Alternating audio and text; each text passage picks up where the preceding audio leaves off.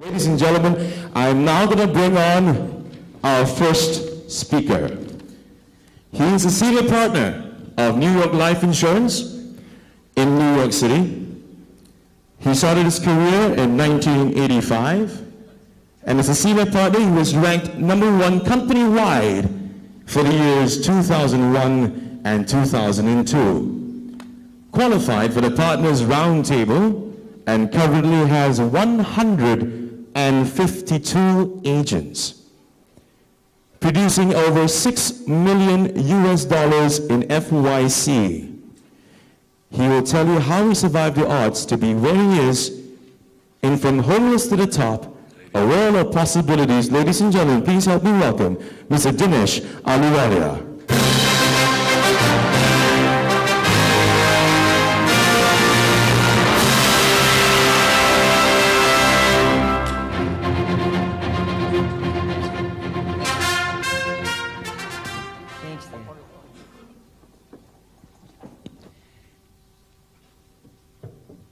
This morning, Jennifer from HSBC asked me a question. She says, "Are you enjoying our beautiful country?" And I said to her, "I'm enjoying the beautiful people here more than your beautiful country."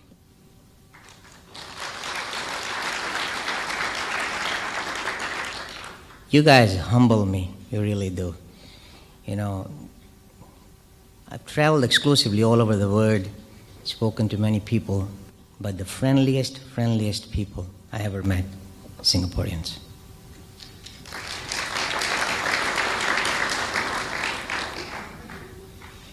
May the 15th, 1975 was the day I arrived in New York, homeless, helpless, no friends, no family, nowhere to go. So I'm going to take you to a journey where it all started, where I ended up. And hopefully you can derive some value from that. The first time I heard the word insurance was when all my relatives came together and told my mom how sorry they were when my dad passed away at the age of 35, leaving my mother a widow, 29 years old, with 4 kids. I was 9 years old, the oldest in the family and the only son my mother has. And I had 3 sisters, 7 years, 5 years, and 9 months. So I assumed the role of a father at the age of 9 to my 3 little sisters. I became their dad. Whatever little money my father had left, see the word insurance? First thing my relatives said to my mom, they were really sorry that it happened. And the second question they asked was, did he have any life insurance? And the answer was, no, he did not. And the years later I found out when I asked my mom, how come daddy did not have life insurance? The answer was given, oh, he was working in a bank and he said, I know what to do with my money. I'm not planning on dying. I'm not going anywhere. One day came home, had a headache, died from brain hemorrhage. Now, whatever little money he had left behind, how long was that going to last? 6 months, a year. The family became extremely poor. 5 of us used to sleep on the floor. Sometimes we had no money for food.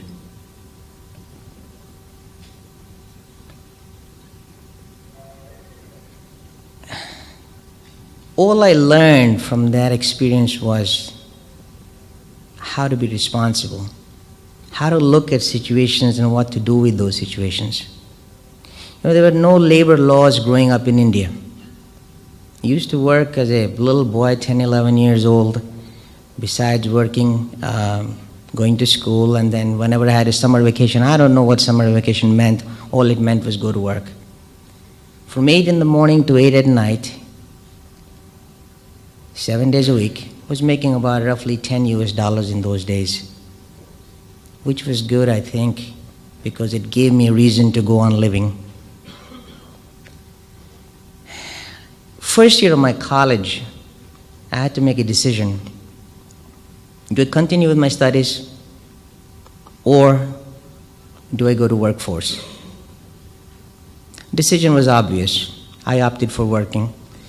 I told my sisters that I'll always give you everything my father would have wanted to give you but could not. So I gave up my studies, first year of college. My regimen of work was from 7 to 8 in the morning I used to do one tuition. 8:30 to 9:30 I would do another tuition. From 10 to 5 I got a job in a bank where my dad worked. I was working as a cashier. From 5:30 to 8 I would go and work in a clothing store as a salesman. Then 8:15 I'll bring some other merchant's books, bring it home, accounting books, sit at late night till 11:30, 12, do his accounting. And all that work produced roughly $100 for me. Okay, from 6 in the morning to 11 at night. That's what I did. It was a lot of money then. In 1972, that was a lot of money, believe it or not. And people used to be envious of me, how at this young age I was making that kind of money. One day I asked my mom, I said, I don't know if it's prevalent here in Singapore as something called dowry. When the girls get married, you got to give jewelry, clothes, furniture, things like that. It's still very prevalent in India. And I asked my mom that for those 3 sisters of mine to get married to some decent families, what it would take. She calculated.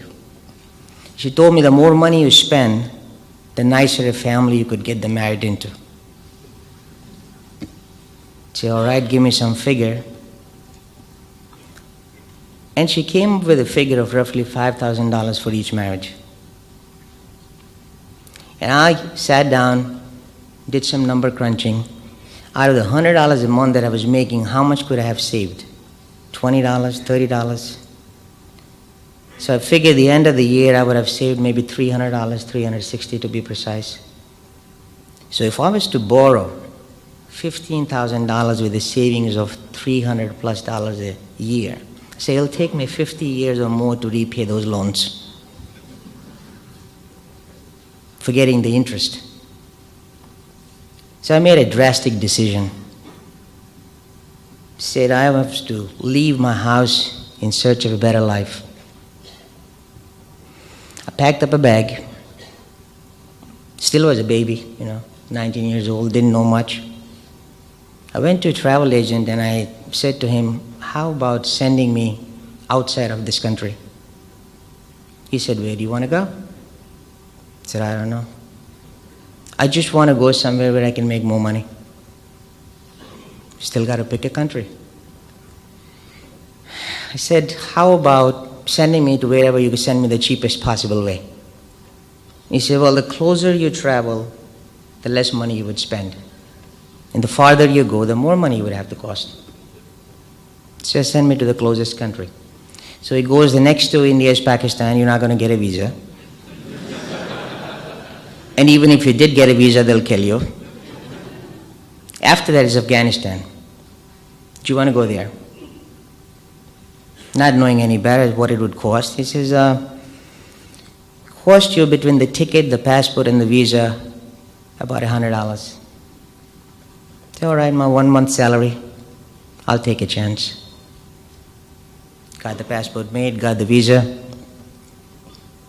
Now comes time for packing. What do I pack?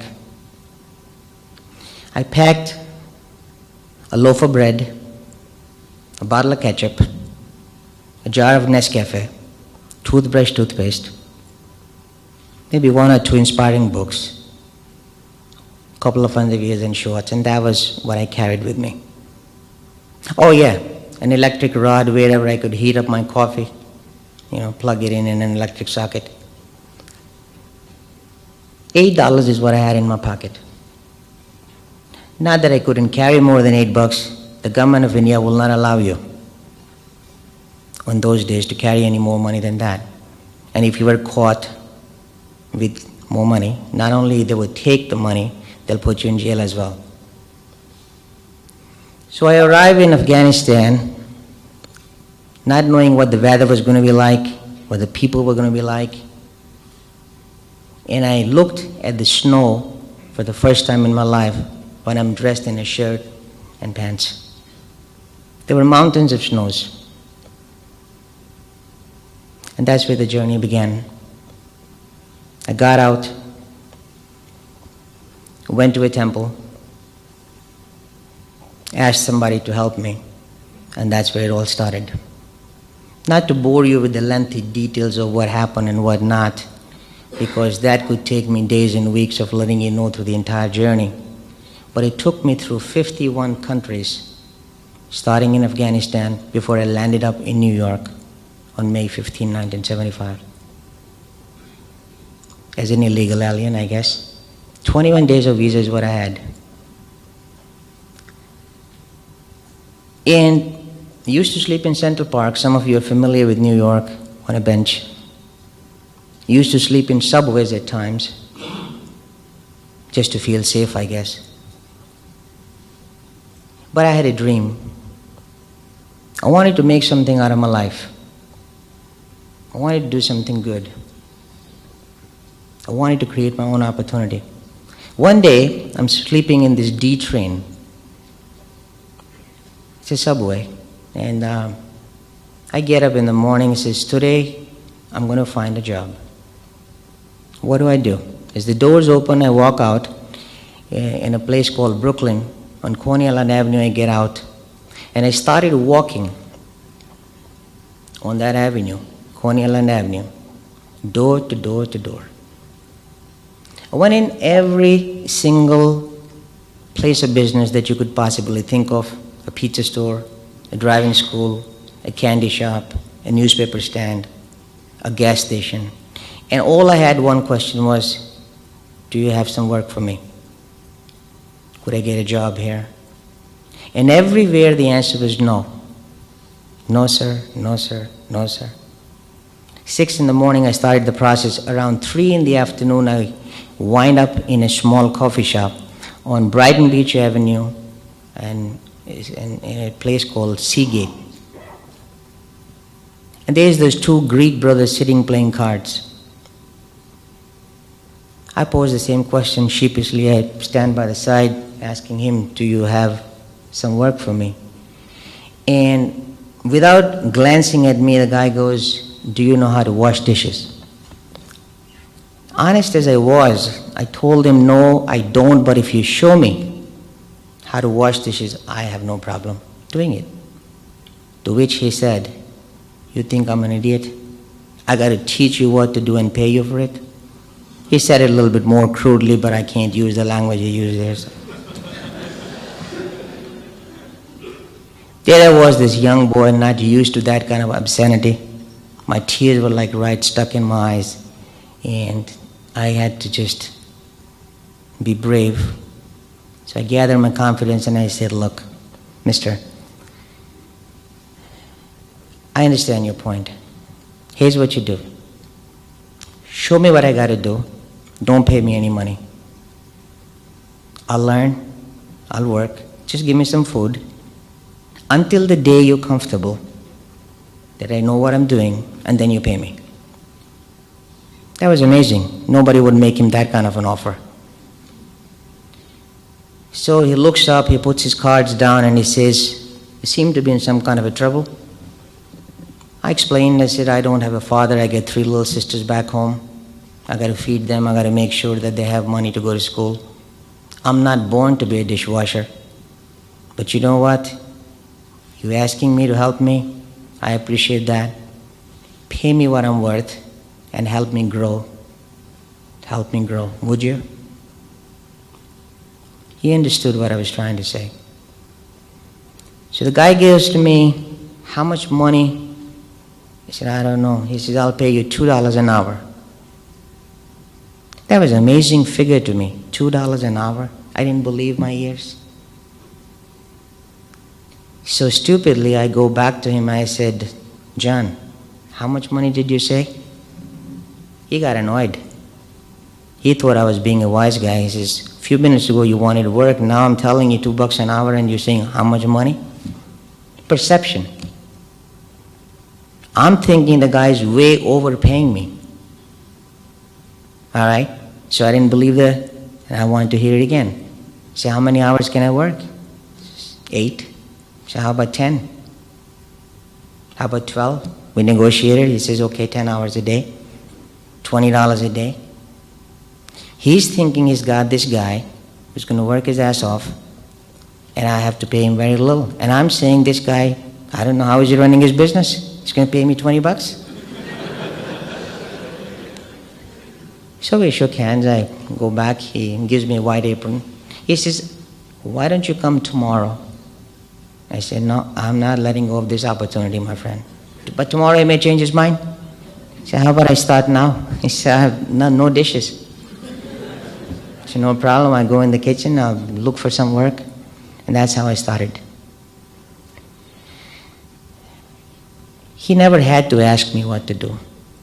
Dishwashing was what he thought I would do, but what I would do is once dishes were done, I'll sweep the floors, mop the floors, go on the roof, find something else to do, cut up his potatoes, and then go outside, take a Windex, clean all the glasses. I mean, I would create work when nothing existed.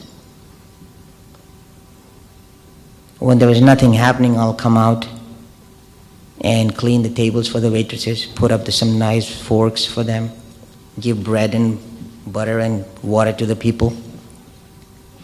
And the waiters and waitresses at the end of the day would give me $2, $3, as an extra. And they would look at me in amazement. I was working 7 days a week, 10 hours a day, 70 hours a week, making $140. And I was the happiest person you could find.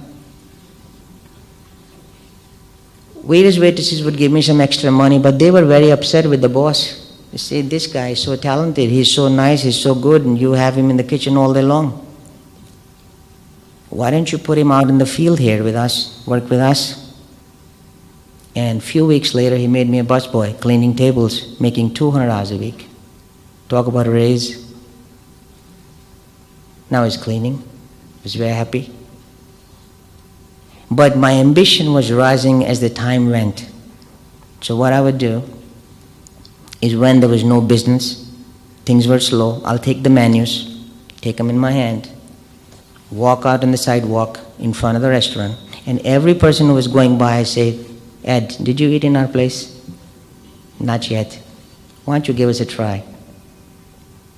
And I try bringing those people in. It's a very inexpensive food, very nice quality. And I would start to fill up that place by consistently going out and asking people to come in. He was a sharp guy. He kept watching me. He says, I appreciate what you're doing. What can I do for you? I said, how about making me a waiter? He says, waiter, you don't know the menu and all that, but I tell you what, why do you want to be a waiter? I said, I want to make more money. He said, if you learn how to cook, maybe we can give you $300 a week. So I started cooking, learning. After working 10, 12 hours a day, I'll go in the kitchen, spend another 3 or 4 learning from the chef, lighting his cigarettes, giving him his coffee, whatever trades he could teach me. And a few months later, I became a cook, $300 a week. Now again, 2 or 3 months go by, I go back to my old boss and I say, John, I need to make $500 a week. He said, sit down. Less than a year ago, you came to me and you didn't know anything. It's not even a year yet, and you want to make $500 a week. I don't make $500 a week.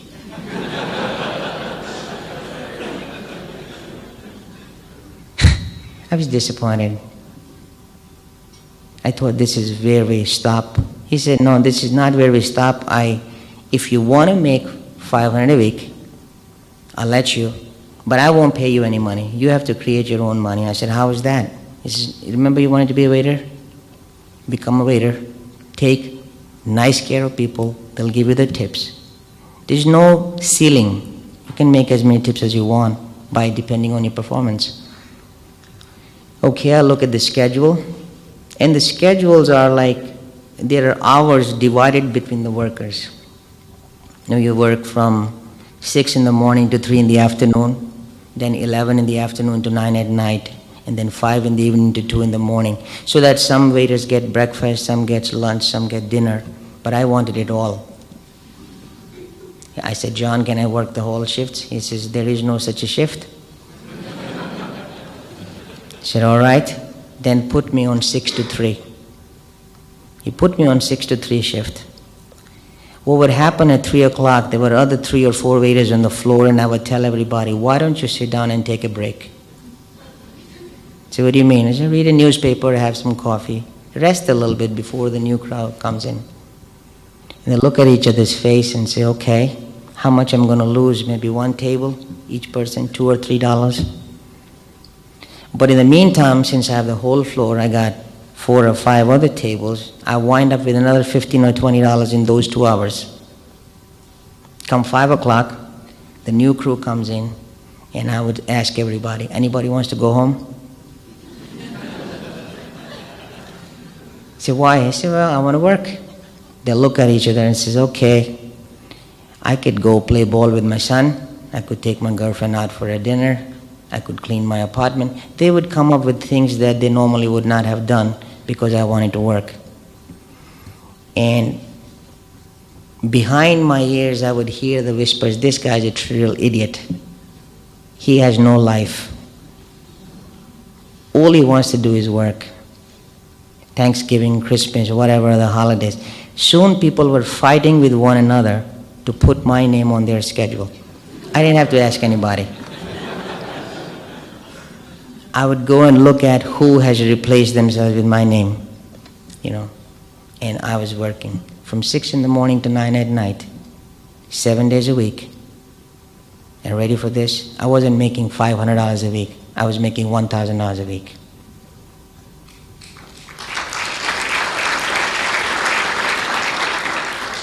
That was 1976. Imagine a waiter making $1,000 a week in those days. People today also have tough time making that money, 25 years later. Now, I really had no social life. All I did was work. I never wanted to spend any money. Every single penny I ever made, I put it in the mattress.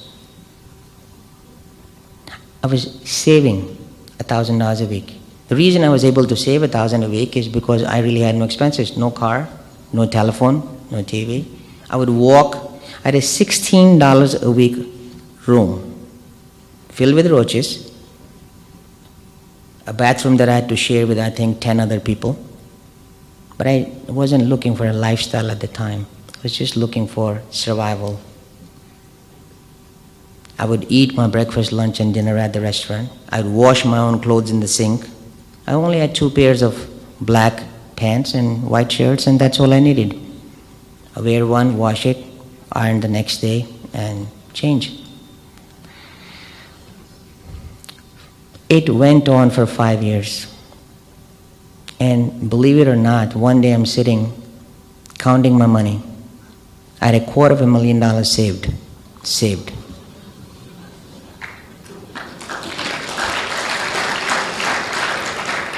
In the meantime, my sisters are out of they did their bachelor's, master's, whatever, Every time I made sure the money went home. And the economy being what it was in India, that money went far. $100 a week was a lot of money if I did send that, So, counting that money, my dream became bigger. I said, Danny, this kind of money, why are you working for somebody else? You need to have your own restaurant. I go back to John, I said, John, I think I want to buy a restaurant.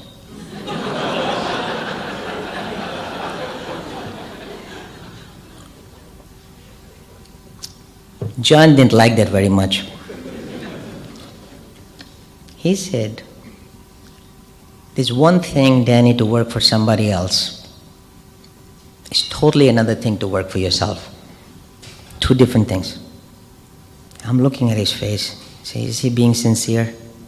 I said, how much different could it be? I know how to clean dishes. I know how to wash tables. I know how to serve. I know how to cook. I know how to manage. I got common sense. How much more difficult could it be? So I said, there's got to be two reasons why he doesn't want me to do it. One is he jealous? He doesn't want another person to stand up to and be his competition. Second could be that he doesn't want to lose his best worker. I was the best he could have had. So either way, I said, John, I'm not buying into any argument. I'm going and buying my own place. Okay? If that's what you made up your mind to do, go right ahead, do it. I went in a place called Massapequa in Long Island. I wanted to live larger than life. I wanted to do it big, quick. My theory was I wanted to have a real nice place, run it and not make any money for the next 2-3 years, turn around, sell it for $1 million, and retire. That's what I wanted to do. So I got this place, 12,500 square feet, 179 seats, over 100 cars to park, a place called Neptune Palace on Merrick Road in Massapequa. $10,000 US a month in rent.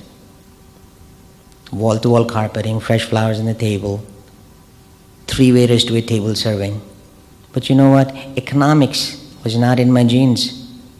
There were so many factors that I forgot. Was it a good move or not? I got a lot of interviews on television, radio stations, newspaper editors that would come look at this marvelous place I built, put together. I wanted to be the Bill Gates of the restaurant industry. But I made every single mistake that you possibly can think to have the business up and running. I made. Not to count that many mistakes. Location was though. I forgot, can this place, this town like Massapequa, can afford what I'm putting there? It's a wrong location. You know, I keep hearing Singapore, you have growing pains, drastic changes. So I went through this learning process in restaurants. A year and a half later, as I'm sitting down, counting the money, which was not money, I was counting how much I owed, the bills. If I was taking in $10,000, I was spending $12,000 just to keep the place going. I started cutting on quality. I started cutting on people's salaries. I started lowering my standards. Then I said, one day, I said, how about my biggest nut is the rent? How about if I not pay my landlord? So Bob was the name of the guy. Bob, can I pay you next month? Okay. What happened in the meantime, since I looked good, everybody would keep on giving me more credit. The fish man would come in, dump the fish, and I said, can I have my money? I said, I don't have it, pay you next week. He was afraid that he'll lose me as an account. I said, okay, give you next week. And the cycle kept on and on and on. One day, this guy comes in and he says to me, can I have some money? I said, I don't have any. He says, but you say that every week. I said, but I'm being truthful. I really don't. He looks in my eyes. Now it was a rude awakening. He realized that I really didn't have any money. He said, you can't be serious. I said, I'm very serious. He calls the driver and says, put the fish back on the truck. I said, you can't do that. It's a weekend.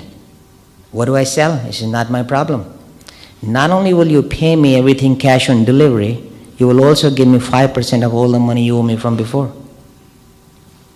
Now, how are you going to run the restaurant? So, every day I would have a big glass of scotch, sit on the counter, pat myself on the back, don't worry, Danny boy, it'll all work out. I was giving myself a pep talk, stay positive, stay positive. It's okay, give yourself some time. That was a childish dream, it wasn't going to work. You got to have something solid, something substantial to back yourself. I tried selling the place. I tried getting in a partner. People would come analyze my books and says, you're going down. You're like a Titanic.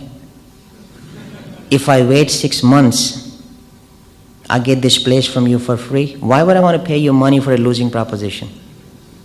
I would get very upset. So you guys want to take advantage of my, But nobody was taking advantage of me. It was my own stupidity that put me in that position. One day Bob comes in. I'm sitting down having my drink, and Bob goes, "Do you know how much money you owe me?" I said, "Yeah." He said, "How much?" I said, 3 months rent, $30,000. I said, "What are you going to do about it?" I took the keys out of my pocket and put them on the table and said, "Bob, you can have those. You can have that. Goodbye and good luck. Do what you want to do with this place." I walked out, got in my car, drove away, and never looked back. Sounds again very drastic, right? Why did I do that? I did that because I did not want to take it in my heart and have a heart attack. You know, there I am looking at something that I built with my blood and sweat, all these years of work, and I put every single penny I owed there in this, and it's gone. Poof, just like that. But I was determined I was not going to let that bother me. It's okay. It's okay. I went back to the same place where I started. You know, John's place? I went in the ocean, sat on the rocks, let the air go through my hair. I had some hair then. Give it some serious thinking. I said, how did I wind up in this position? 32 years old, a broke dishwasher. That's my only talent I have. No college degree. I'm not a... What do I have to offer people? How did I wind up in this position? And as I'm counting my bills, not only I had lost my $250,000, I owed people $93,000 in bills. How do I recover? I was in the same situation that when I left India. How do I borrow $15,000 when I have a savings rate of $300 a year? How do I ever pay that back? Same thing happened to me again. But I said, Danny, you know what? You made this money here in this country. You lost it here. You're going to make it again. Except you're not going to make the same mistakes. But question kept coming back to me, how did you wind up in this position? And I wound up, the answer was very obvious.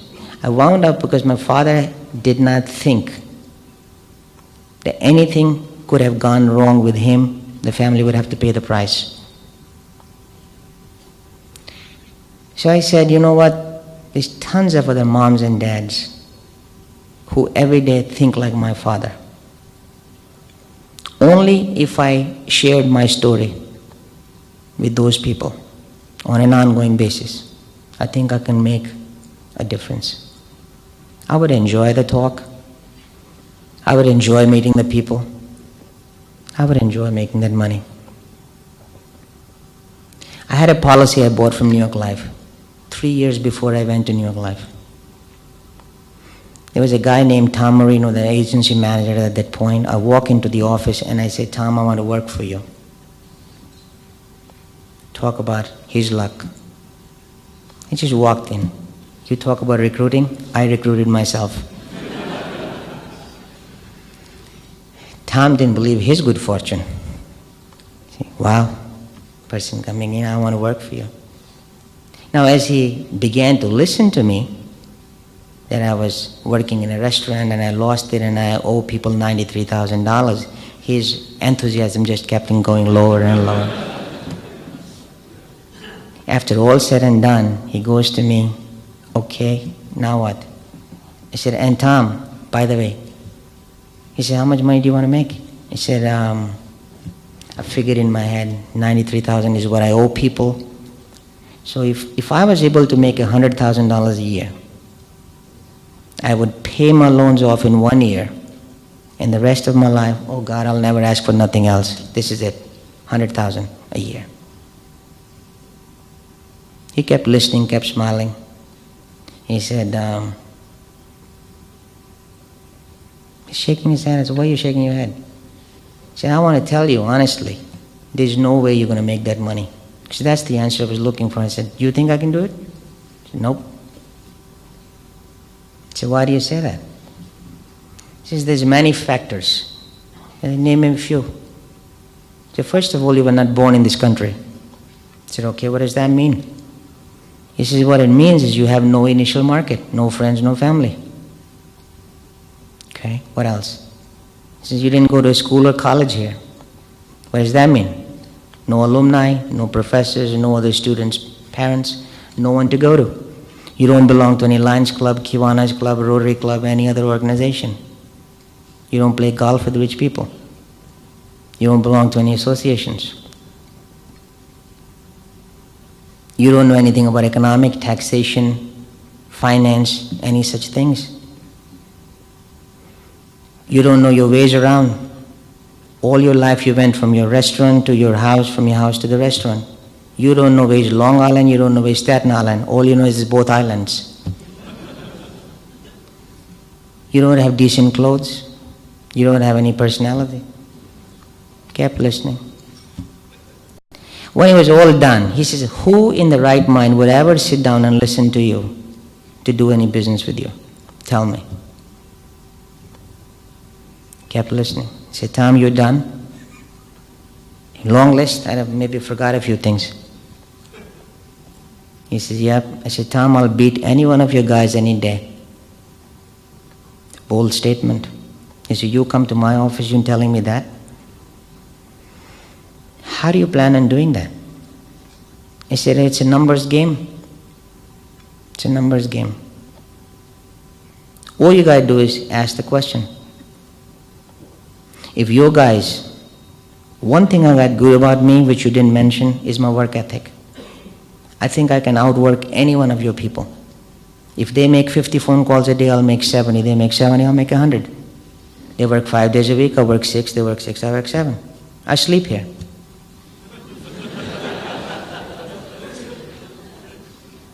He said, all right, if that's what you're going to do, I think you can do it.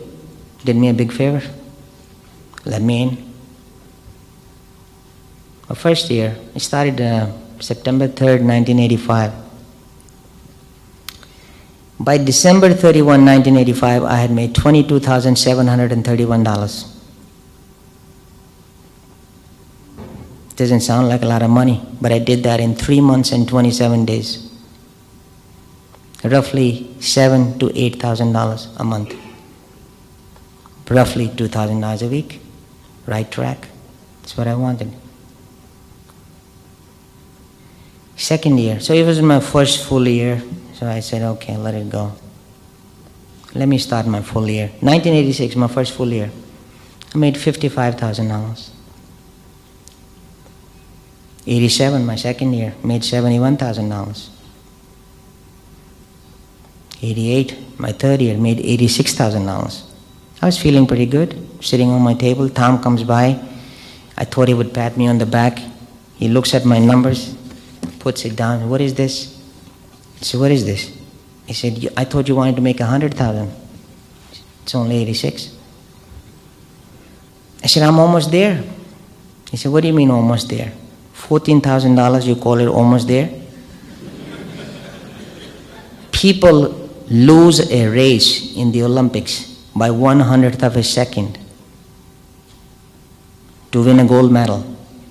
Gold, silver, bronze. Most of the times, the fourth fastest person in the world, nobody even knows their name or which country he came from.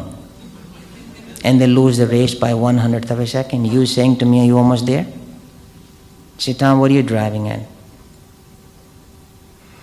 He said, are you going to work with us? I said, yeah, I'm going to work with you. He says, then stay committed to your goals. You want to make 100,000, you got to make 100,000. I said, okay, Tom, I tell you what. Next year, not only will I make 100,000, I'll make for every single year I've been with you, the deficit that I've created, the money that I didn't make, I'll make it now. In year 89, I made $144,000. It's a matter of focus. It's a matter of commitment that you give to yourself. It's a matter of how you turn a negative experience. You know, my dad's death, I could have broken down, but I made a massive commitment to myself. It wasn't going to happen to as many kids as I possibly could help. See, I kept hearing in the audience and some speakers that we're going through changes, who moved my cheese, there's a crisis. And if I understood it properly, I'm not that fluent or knowledgeable in Chinese. I think the word crisis in Chinese means danger and opportunity to put together into one. Correct me if I'm wrong, that's what I heard. So every crisis, every adversity has a seed of an opportunity in it. You just got to seek it. So what I'm saying is it's not what happens that matters. It's what you do with what happens, is that what matters. Anytime you want to sit down in self-pity and ask yourself a question, why me? Better ask your question to your brain, what's next? It's a better question, what's next? Promise you another thing, take a closer look in your own portfolios. Sometimes we're so short-sighted, we want to change the whole world, and we don't have enough coverage, we don't have enough investments, we don't have enough savings in our own lives. You will always sell what you own. You gotta have the conviction. 1982, when I bought a policy from my company, when I wasn't working with them, it was $100,000 US. And every time I would go around showing my policy to the people, says, this is what I've done for myself, and I wind up selling 50,000, 75,000, 100,000. My self-imposed limit would not allow me to think beyond that. My son was born in 1987. First thing I did is I bought myself $1 million policy. Now everywhere I went, I was showing what I've done for my son. All of a sudden I look at my sales and now they're $500,000, $750,000, $1 million. Because people are buying what you show them. You show low, they buy low. You show high, they buy high. Because you raise the bar, you raise their sights.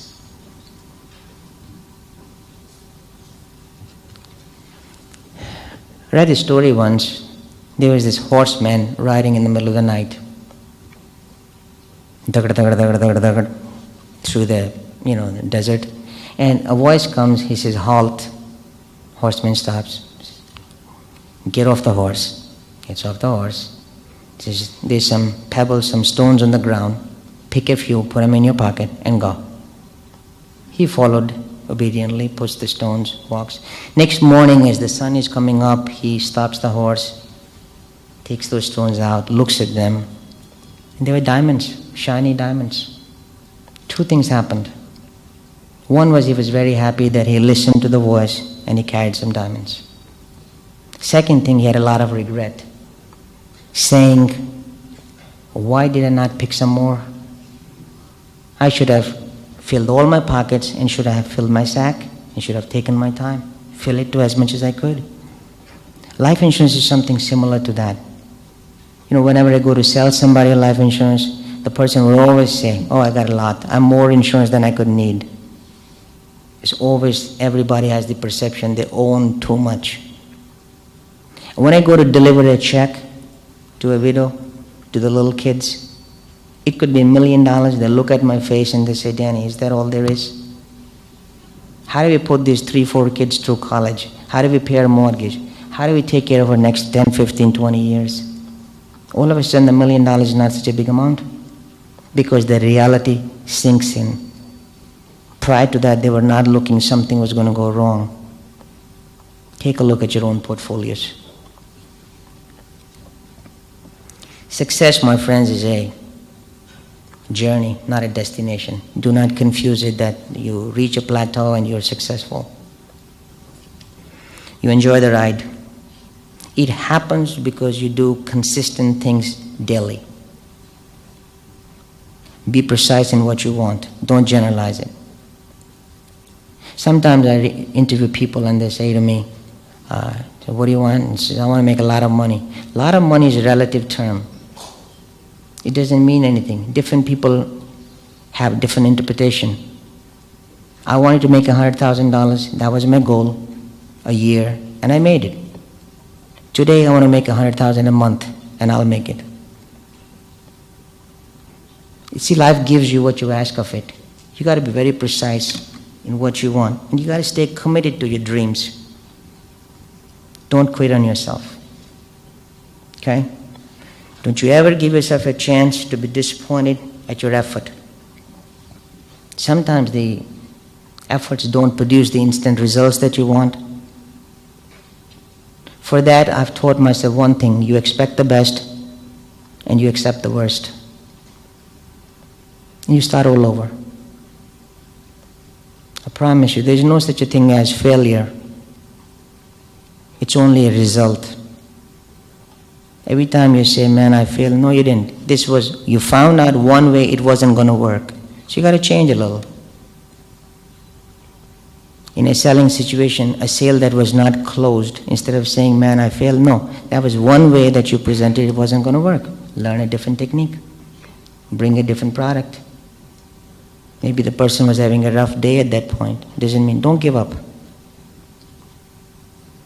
Quality is never an accident. It's always the result of high intention, sincere effort, intelligent direction, and skillful execution. It represents the wise choice of many alternatives we have on a daily basis. You go ahead, you make your place in this world. Time is the most precious commodity that you could have. Today, I think, is the best day ever. Why? Because it's there. We call it present. And God really has given you that present. It's a gift. Because yesterday is nothing but history. You can't change it. You cannot rewrite it. It's gone. July the 15th, 2003 is only going to happen once in your life. It's not coming back. You may have another July 15, but it'll be 2004. It will not be 2003. You can't live through history. The stories of tomorrow, like you're hearing me say, you're going to write today. You write a bestseller. Someone is going to do it. Might as well be you. Believe. Believe it could be you. Don't dwell on your mistakes.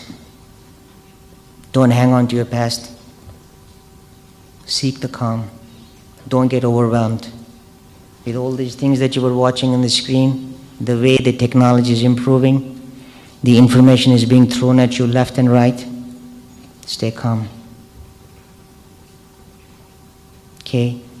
The still waters run deep. You got to be focused on what you want. Don't get sidetracked. Okay? And I tell you one thing, don't hold the ball, shoot it. I can't think of a player I always watched, no matter whenever the ball came on his hand, doesn't matter how far away he was from the hoop, he would shoot at it.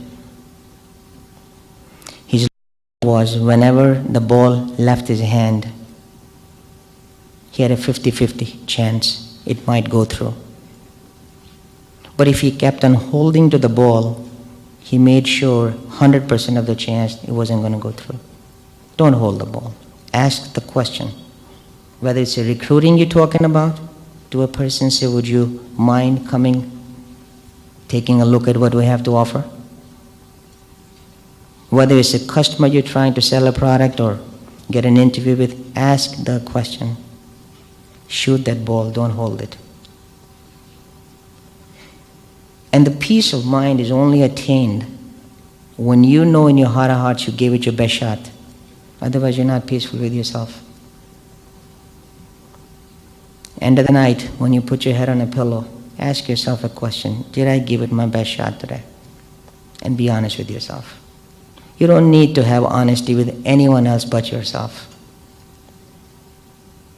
Be quick, but don't hurry. I see people doing a lot of things at a very fast pace, left and right. I'm the complete opposite. I like to do very few things in a big block of time because I want to enjoy the process. I want to really make sure this is what I wanted to do. And I'm a master at that. You got to teach yourself how to think, how to dream. A goal set, you write it, you look it, you work it, and it's a goal met. Your expectations is what matters. You got to expect from yourself the most you could possibly expect. No one else will give you anything unless you expect it from yourself. And you replace the fear with faith. At times we're afraid in life. I am at times. But you replace the fear with faith. I believe in destiny very strongly. All your best efforts, sometimes, as I said, don't produce the results that you wanted, but you accept it and you go on doing the same process again. Play your hearts out. Thrive, not survive. Better thinking is going to give you better results. It doesn't matter where you start. It matters where you end. Most of us, I look at the people, are so busy making a living instead of designing a life for themselves. Life is nothing more than a mirror of my consistent thoughts. Be careful what you're thinking. Okay? In the end, let me say this to you guys, it's not insurance. It is life. Many of you asked me, when did I get here? How did I get here? Which airlines did I use? I was supposed to come here directly from New York. And just before I was to board the plane, I get a call from my mother.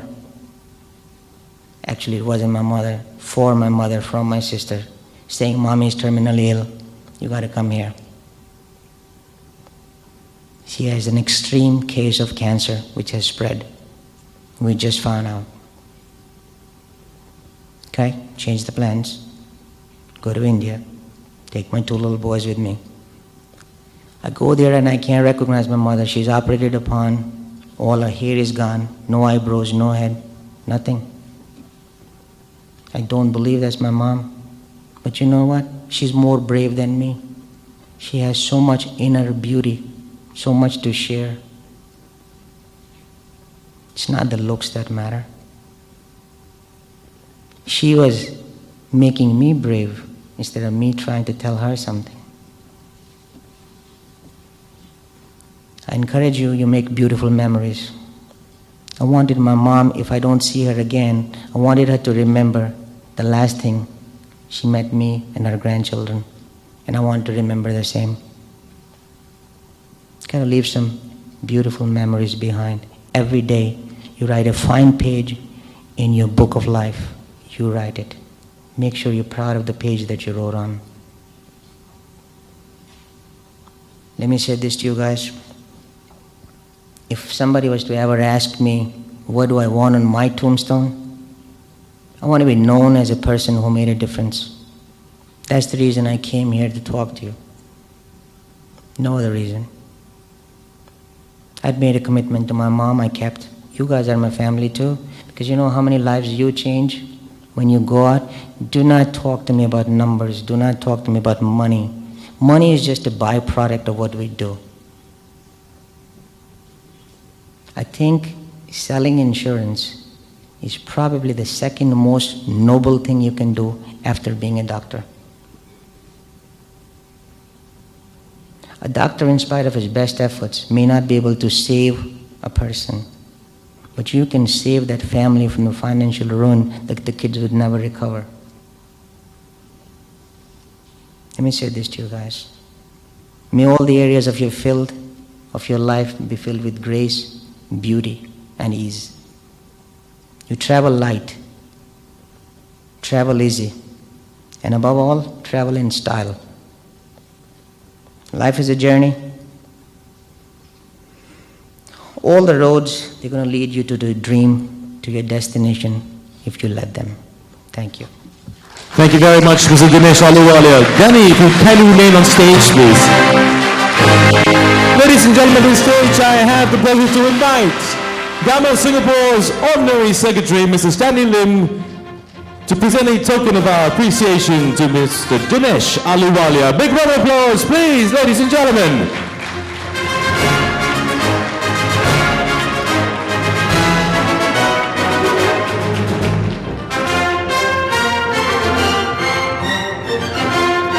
And thank you once again, Danny.